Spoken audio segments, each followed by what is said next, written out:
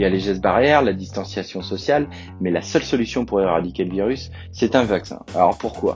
Tout simplement parce que ça nous protégera contre le virus SARS-CoV-2 et ça l'empêchera de se propager.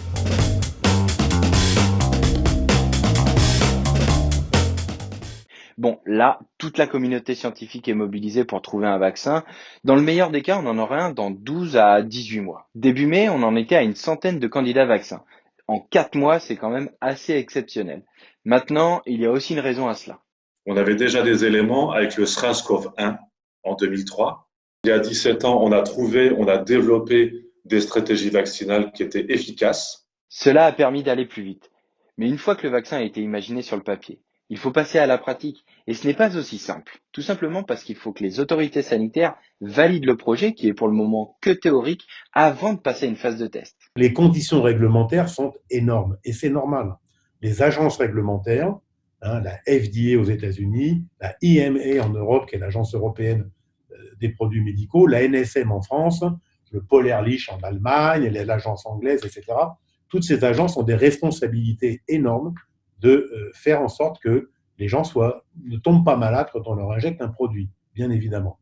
Donc, ils vont demander de qualifier avec des dossiers qui vont faire 1,50 m de hauteur les produits, c'est sûr. Là, on est dans un contexte de pandémie mondiale. Donc, les autorités sanitaires se sont rapprochées des laboratoires de recherche pour valider les étapes plus rapidement et ainsi gagner du temps. Là, les agences se soudent avec les chercheurs et aident, facilitent la mise en place des essais de phase 1.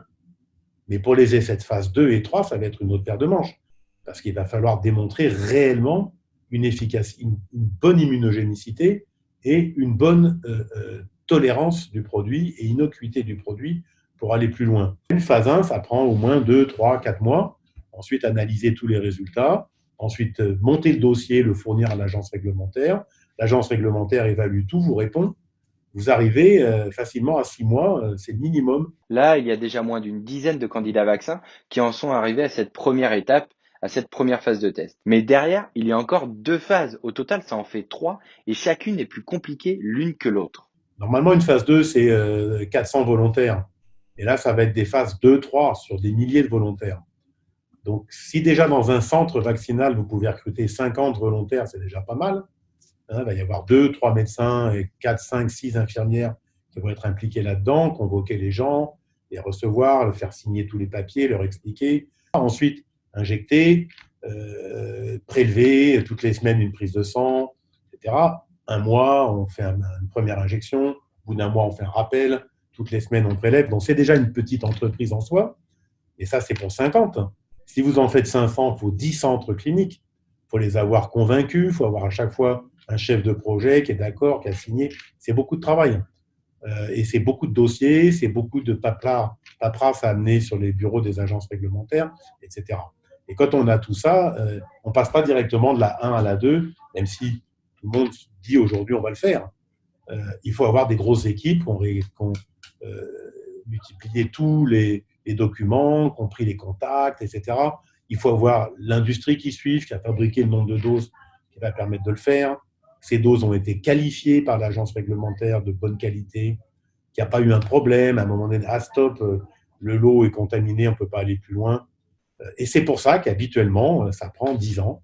Imaginons maintenant, on a passé les 3 phases, les autorités sanitaires ont tout validé, mais il faut en produire pour tout le monde. Les compagnies industrielles prévoient déjà leur plan pour des productions à grande échelle. On n'attend pas que la phase 1 soit faite pour passer en phase 2, puis en phase 3. Si vous voulez, effectivement, en phase 1, il faut 60 individus à vacciner. Donc, effectivement, on produit déjà le candidat vaccin, mais on le produit à petite échelle. Après, en phase 2, il faut déjà en faire plus, parce qu'on vaccine plusieurs centaines de personnes. En phase 3, plusieurs milliers de personnes. Donc, l'outil industriel se développe au fur et à mesure que les phases se développent également. Donc, on n'attend pas béatement la phase 3 pour dire ça y est, le candidat vaccin fonctionne et maintenant je vais mettre 10 ans à produire mon usine pour le produire. Non, non, tout ça se fait en parallèle. Pour le moment, on n'en est pas encore à la phase de production industrielle qui permettra de vacciner tout le monde. Les candidats vaccins les plus avancés en sont à la première étape. Alors, il y en a certains qui montrent des résultats encourageants, ça c'est une réalité. Il faudra quand même être patient. Tout simplement parce qu'en moyenne, seulement 10% des essais se transforment en un vaccin mis sur le marché.